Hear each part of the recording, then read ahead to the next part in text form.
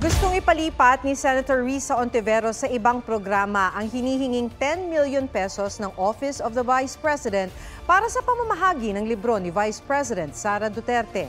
Sinagot naman ng DSWD ang alegasyon ng bise na pinopolitika umano ng kagawaran ang kanilang benepisyo sa ayuda. May report si Mav Gonzalez.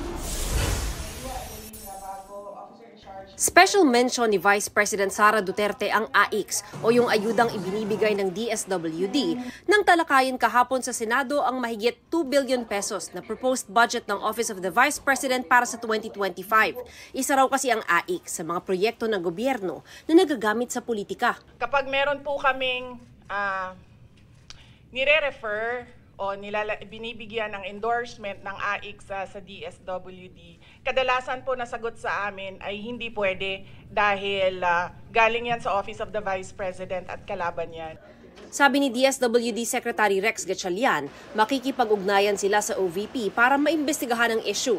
Whether may referral, walang referral, basta nangangailangan at tumungtong sa aming tanggapan, tutulungan natin yun. Suhestyon ni Senador Risa Ontiveros, ilipat na lang sa angkop na ahensya ang pondo ng OVP para sa ilang programa nito. So parang duplicating yung mga kasalukuyan ng mga programa ng mga departamento. And by the way, hindi ito yung unang pagkakataon na ni-raise ko yung issue yan. Na-raise ko na rin yan dati sa NTF-LCAC. Lalagyan na lang daw ng probisyon na pwede mag-request ng pondo ang OVP sa departamento na may kahalintulad na proyekto. Pagbobotohan pa ito ng Senado. Isa rin sa gustong ipalipat ni Ontiveros ang 10 million pesos para sa pamamahagi ng librong isinulat ni Duterte. Improper request yan. Dahil kung meron kang sinulat na libro, hindi dapat gamitan ng government funds at taxpayers' money para ipamudmod. Textbook ba yan? Approved ba ng DepEd? Naku, kung pag-usapan natin yung textbook problem ng DepEd, yung nakaraang 2 taon, ang daming problema, di ba? So bakit inuna ang isang personally authored na libro? Kanina natanggap na ni Ontiveros ang ipinangakong kopya ni Duterte ng librong Isang Kaibigan na inilunsad niya noong November 2023. Nascan ko pa lang colorful yung illustrations. Tapos mamaya basahin ko verbatim yung text.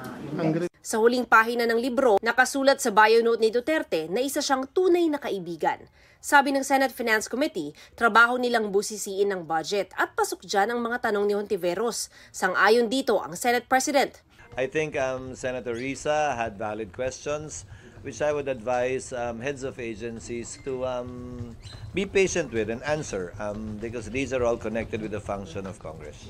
Patuloy na sinisikap ng GMA Integrated News na makuha ang panig ng Vice Presidente ukol dito. Mav Gonzalez, nagbabalita para sa GMA Integrated News. Huwag magpahuli sa mga balitang dapat ninyong malaman. Mag-subscribe sa GMA Integrated News sa YouTube. Sa mga kapuso abroad, subaybayan nyo kami sa GMA Pinoy TV at sa www.gmanews.tv.